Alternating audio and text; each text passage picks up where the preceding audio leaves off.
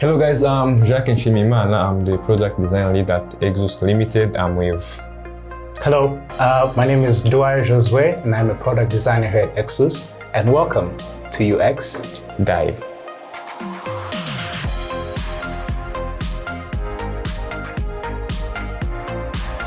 On today's episode, we're going to be talking a bit about what UX is, and we're going to touch on some principles of UX design, and rather good UX design. And we're going to talk a bit about examples of good and bad UX. And now I'm going to give it to my co-host, Jack, to talk a bit about what UX is. Yeah, thank you very much. So, actually there is a lot of definitions out there, but let me start by doing a small demonstration. So I'm going to be doing an action of sending an email to my friends. So my laptop is the product I'll be using, and then I'll be doing that action of pushing email to my friend. So the first step I'll do is to open my laptop if it's closed. And then I'll switch it on if it was off, and then I'll choose the email app. I'll take something, choose the recipient, and then boom, send the email. So basically the UX is the enjoyment or the frustrations I got from the point I opened my laptop up to the point the email has been sent to my friend. And then I'm going to see which one have the good UX. So first of all, I'll have to turn on all the laptops. And mine is on, his is still booting. So the next step is to choose my email app, which is Gmail. Done.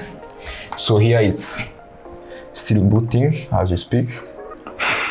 So let me choose the recipient. So let me choose Joshua. So what is your email again? How to contact J. Okay. At gmail.com. Done. And then, yeah, let me just type something down. Boom, the email is sent. So on this laptop, it's still booting up, which is quite weird. But what I wanted to demo is that both of the laptops can deliver that task of sending email. But now this one have the good UX. The reason being that it's, even if I'm doing that action of sending the email, I'm doing this on the laptop. So the boot up is quite speedy. The app opens like in 2 seconds, etc. But as I do that on this laptop, this one have been still on booting section, which is quite, yeah, not good. We're not sponsored by Mac. We're not. Yeah. But you can see that at least these have good UX compared to this one. Also, I have other examples of good UX I've been experienced so far. So there is this app, it's Save. So it's the one I'm part of the team who worked on the design of it. So the reason why I liked it most is that when going through all those 3 aspects of a good UX. So on the usability bit, yes, I can save, I can pay my bills, I can send money using that app, like in seconds. Or if I go to the enjoyability bit, so it have a dark mode, and well, at least for me, if an app or any web have a dark mode, that's a plus for me. So the usability bit, the enjoyability bit is there. Also, if you go to the aspect of like accessibility, so unlike many apps you have in Rwanda, so Save app have it's available in 2 languages, both English and Rwanda, and we know that the majority of Rwandans are not good in English, so that's why we gave it both languages. So the accessibility bit also is there. So maybe let me also give the floor to my friend so that he can share his views on good UX I've experienced so far. On Save Mobile, I feel like you're a bit biased because you designed it. No. It's not. There's bias there. Just check it out and then you let me know. Well, for me, I think the principles that were said are actually, a perfect way of boiling down what good UX is. Of course, you'll find there's different things like, how minimalistic it is and all that. But I feel like those 3 are a perfect way of, boiling it down into a, quick step guide of how to design your UX. And for me, a good example of good UX is Google Chrome. And you mean the other browser? Yeah, the browser. So the reason why it's a good UX, well, for me it takes a bit of time to boot, as we have. It's okay. Yeah, but I think generally it's a good UX because it's very simple and it's intuitive, and so because it connects also like different things. So it's a Google browser, so it connects very well to Google, which is like a very popular search engine, and YouTube and all that. So it's like it connects an ecosystem of apps, which is very like helpful to a user. Like if you're going to set up like certain events, you have calendar, which is right there. If you're gonna send emails, you have Gmail right there. If you need to search straight from the bar, you just go bang. So by the way, I've realized if you check the latest version of Edge, they have tried to mimic those kind of features from Google Chrome. They've tried, but I feel like because people have gotten so used to using Google Chrome and it's like so familiar to them, they're not gonna change because it's like even for me, I tried it like for 2 days and it's like when you get a new laptop, there's only Edge on it. Yeah. But then you use Edge to download Google Chrome. That's always been like the natural thing for me. It's like as soon as I get on, bang, I need Google Chrome right now. So I think it's a good UX in terms of how it brings together different an ecosystem of apps which all are interconnected. So it's a good UX for me, at least. Okay. Yeah. What are your examples of bad UX? That's a hard one. So I got one. So there is this new feature Slap have released, was it last year? I don't remember the exact time.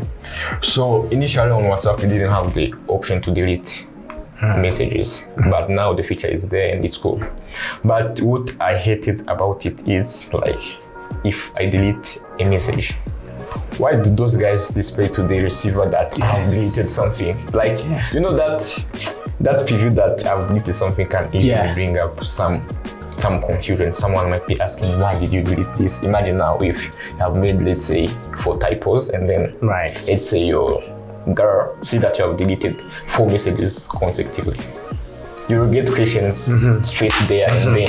I can assure you that for me, it's like if they remove that preview of some messages have been deleted, that will be it for me. And the thing actually about that is, if you send a message to someone who's been offline and they come back online, there's gonna be a quick preview. It's like you see when the notification comes down, there's gonna be a quick preview of the message and then you click. So it's the person low-key knows. They low-key know. And they should look for a way to work on that. Because I think it's not a big deal for them. They can get it fixed in seconds. Yeah, it's quick. And the weird thing is that with Instagram, which is kind of like a similar thing, it's an interconnected system. It's you have for Instagram, when you delete a message, you unsend, and when you unsend, the message just goes. Even the preview that someone has deleted, it's not. I mean, yeah, exactly. So it's weird because it's under one company, Meta, or Facebook if you want. So it's under one company, so it's they could implement the same thing, but it's that Instagram feature is a lot better in terms of the experience because it just goes straight away. I feel you. Yeah. So what is your example of bad UX you did so far? Well, connecting onto the Instagram, this sounds like we're shitting on Instagram or not. So with Instagram, they updated a while back, and what happened is, so before there was the interface was, arranged in a way that you can add a post at the bottom. There was a plus button at the bottom, but then they updated and it went from down here to somewhere on the top right, and they switched out the plus for an add reels button. and or a Reels button. And so for me, the reason why that's such a bad UX is because if you look across social media apps, and I think for me, that's one of a good indicator of, a good benchmark for how you can design your interface or the UX is you need to look at the competitors and see how they've designed the thing, not to copy. By the way, most of the guys these days, they do just copy paste. Do you think that is a good move or? It's not a good move, but it's like low key. There's no originality in design. Low key, high key. It's like when you're designing, you get inspiration. So does inspiration now mean that you've copy pasted? Do you get me? Yeah. So it's like you get inspiration, but it's not necessarily copy paste. If it's copy paste, like the interface is exactly the same, that's not good. So my question would be that if now that copy paste works for you, do you think that is a good move? So like I have more success with the copy paste design that I've made than you. Yes.